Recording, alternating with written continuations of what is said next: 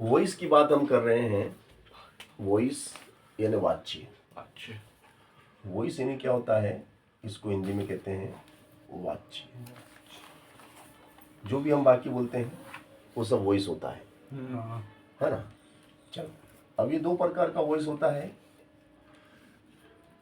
एक होता है एक्टिव वॉइस। Active voice. एक होता है पैसिव वॉइस। एक्टिव वॉइस में सब्जेक्ट प्रधान होता है।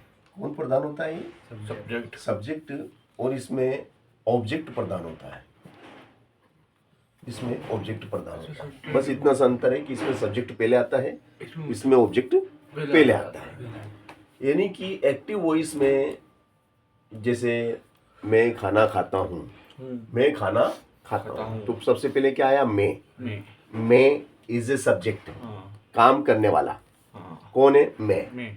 या राम खाना खाता है, तो राम क्या है? Ram is a subject. Ram is a subject, Ram खाना खाने का काम कर रहा है, इसलिए राम क्या है? सब्जेक्ट। राम पहले आया। इसमें ऑब्जेक्ट, इसमें भोजन खाया जाता है राम के द्वारा, भोजन पहले आया, ऑब्जेक्ट पहले आया। उद्देश्य, इसमें कर्म, ये कर्म प्रधान होता है। ये कर्म प्रधान, ये कर्म प्रधान होता है। ये कर्ता प्रधान। इसमें जो काम करने वाला होता है उसको पहले लिखा जाता है। और इसमें जो काम आपको करना है, जैसे भोजन खाने का काम करना है, तो इसमें भोजन पहले लिखा जाता है। इसमें फूड पहले आया, इसमें राम पहले आया। समझ रहे ना? राम खाना खाता है। अब यहाँ भोजन खाया जाता है राम के द्वारा, तो कर्म प्रधान होता है पैसिव, कर्ता प्रधान होता है एक्टिव वॉइस। ये इसमें मेन अंतर है। और एक्टिव वॉइस को हमें पैसिव वॉइस में चेंज करने के लिए दिया जाता है एग्जाम में। अब वो कैसे चेंज करते हैं हम बता रहे आपको, देखिएगा। बहुत अच्छी तरीके से हम आपको पढ़ाएंगे। हम ले सबसे पहले भैया हम प्रेजेंट परफेक्ट टेंस को लेते हैं, है ना। जैसे अब हम लेते हैं present perfect tense. Present perfect tense का मतलब ही तुम समझ रहे होगे, पूर्ण वर्तमान काल। इसको क्या कहते हैं? इसको कहते हैं पूर्ण वर्तमान काल। पूर्ण वर्तमान काल। पूर्ण वर्तमान काल का मतलब ये हुआ है कि भैया काम पूर्ण हो चुका है प्रेजेंट में। प्रेजेंट में आपको जो भी काम दिया था आपने पूर्ण कर लिया है। जैसे कि भाई हम लेते हैं कि मैं स्नान कर चुका हूँ, या मैं खाना खा चुका हूँ, है ना। या मैं आपको इंग्लिश सिखा चुका हूँ, है ना। जैसे मैं आपको इंग्लिश सिखा चुका हूँ, या राम इंग्लिश सीख चुका है ना। राम हैज, सिंगुलर नंबर है इसलिए है। राम हैज सीख चुका है, सीखना, है ना। लर्न, है ना। लर्न यानी सीखना। और ईडी थर्ड फॉर्म आ जाएगा, ईडी लग जाएगा उसमें। Ram has learn English. Ram सीख चुका है इंग्लिश। राम इंग्लिश सीख चुका है। राम इंग्लिश सीख चुका है। देखो ये आपका क्या है? ये सब्जेक्ट है, प्लस हैज आया, है ना। प्लस आपका वर्ब का तीसरा रूप है, प्लस ऑब्जेक्ट है। ये इसका क्या है? प्रारूप है। ये इसका स्ट्रक्चर है। इसको हम स्ट्रक्चर भी बोल सकते हैं कि भाई ये हमारे वाक्य की बनावट है। ये हमारा स्ट्रक्चर है। स्ट्रक्चर है।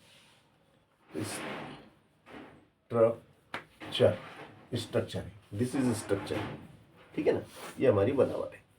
अब ये जो सेंट है ये एक्टिव वॉइस में है। किसमें? Active voice. इसको हमें चेंज करना है पैसिव में। तो पैसिव में इंग्लिश को पहले लिखेंगे हम। जब हम इसको पैसिव में चेंज करेंगे तो पैसिव में क्या होता है कि इंग्लिश हैज, और बीन आ जाता है उसमें, साथ में आपको बीन लगाना पड़ेगा। फिर वही क्रिया की थर्ड फॉर्म आएगी, आएगी तो इसमें हमेशा क्रिया की थर्ड फॉर्म, चाहे वो आप किसी भी टेंस का बनाए, प्रेजेंट टेंस का बनाए या फ्यूचर का बनाए या पास्ट का बनाए, कोई सा भी बनाए, मगर क्रिया की थर्ड फॉर्म ही आती है। तो English has been learned by Ram, Ram के द्वारा इंग्लिश सीखी जा चुकी है। अब इसका स्ट्रक्चर क्या हुआ, इसका देखो, ये ऑब्जेक्ट पहले आया, पहले क्या आ गया, ऑब्जेक्ट आ गया, प्लस फिर इसके बाद हेज, है ना। हेज कब आता है, सिंगुलर नंबर के साथ, एक बचन है तो हेज लगेगा, और बहुवचन है तो हैव लगता है। Has plus been plus verb की third form plus by plus subject, आपका सब्जेक्ट आता है। ये इसका स्ट्रक्चर ये है। इसी टाइप से आपके वाक्य बना सकते हैं। जैसे कि हम लेते हैं कि भैया ले लेते हैं, वह कपड़े धो चुकी है, वह कपड़े ही धो चुका है। ही हैज वॉश्ड क्लॉथ्स, वह कपड़े धो चुका है। अब इसको मैं बनाऊंगा भैया पेशियू में, तो देखो पेशियू में इसका रूप देखिएगा कैसा हो जाएगा, क्लॉथ्स, है ना, क्लॉथ्स, ये हो जाएगा आपका हैज, क्लॉथ्स कपड़े, क्लॉथ्स अब बहुवचन है। देखो क्लॉथ्स क्या है, बहुवचन है क्लॉथ्स। तो अब बहुवचन के साथ क्या लगता है, हैव, बहुवचन के साथ have, have clothes have been clothes have been washed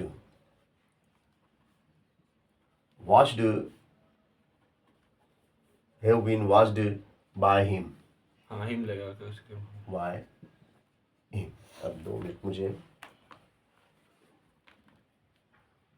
he has washed clothes change into passive voice,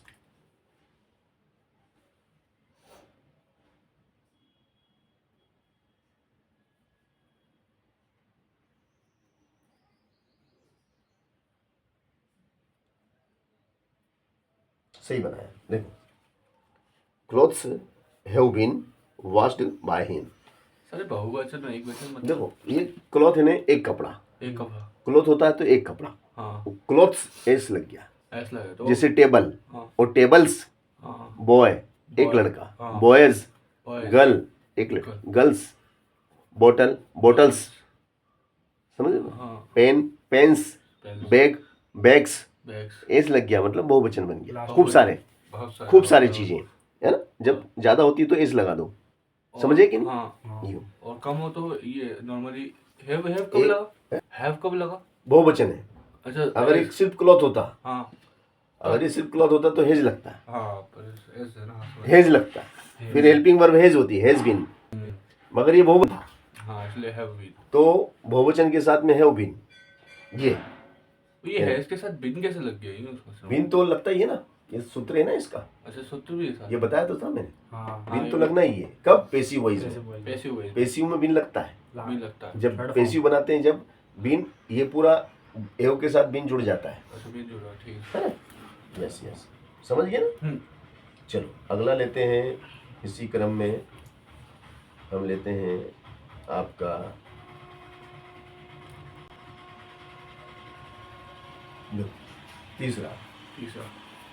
तीसरा है कि राम हैज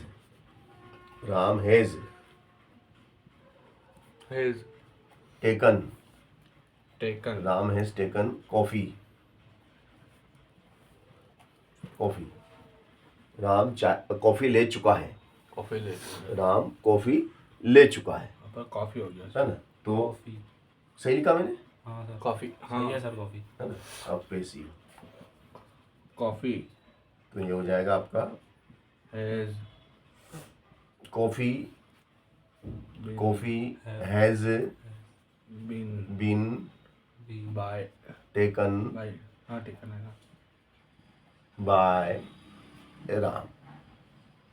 राम के द्वारा कॉफी ली जा चुकी हाँ है सर बना है ना, समझ गए। हाँ समझ गया। अपन वो इसी टाइप के वाक्य लेंगे ना। बाय चलो, राम। अब हम लेते हैं कि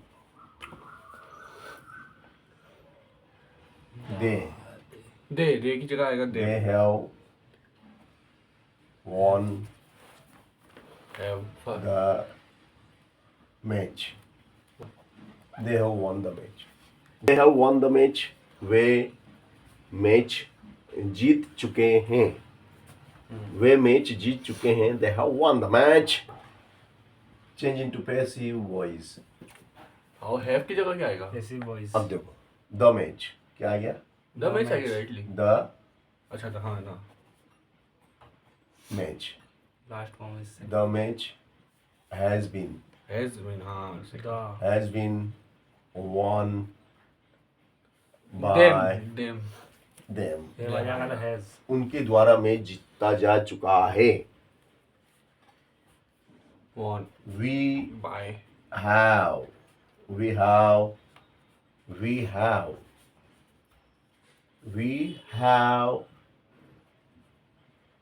हैव sung songs. हम गाने गा चुके हैं।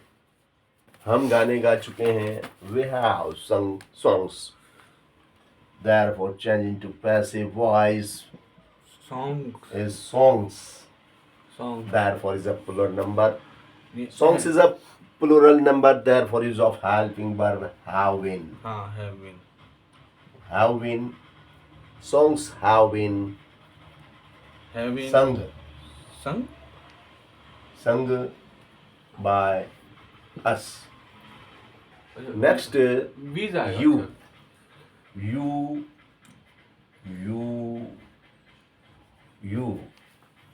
You सर वो यूएस है क्या have. Sir You have. Huh? वो एंड में यूएस है हाँ, US. You have eaten. संग। You have eaten food. तुम भोजन ले चुके हो। रिटर्न तुम भोजन ले चुके हो। You have eaten food. तुम भोजन ले चुके हो। फूड तो फूड पहले आएगा You have eaten food. तुम भोजन ले चुके हो। You have eaten food. Food क्या हो जाएगा आंसर। फूड हैव की जगह हैज आएगा आंसर हो जाएगा आपका, देखो food has has been been eaten eaten food by by food. by you. तुम्हारे द्वारा भोजन लिया जा चुका है। हाँ चलो नेक्स्ट हम लेते हैं we been we have by वो वचन इसलिए have. We have taught English. मैं इंग्लिश सिखा चुका हूँ। We have taught English. मैं इंग्लिश सिखा चुका हूँ। इंग्लिश आएगा। इंग्लिश में आएगा ऐसे ही हूँ, वैसे ही आ जाएगा English. English has English has been been taught by by us. हमारे हाँ द्वारा यूएस है हमारे द्वारा सिखाई जा चुकी है। अंग्रेजी हमारे द्वारा सिखाई जा चुकी है।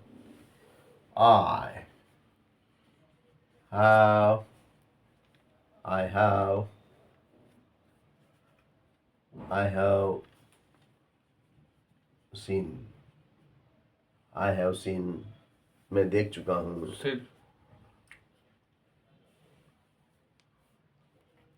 This movie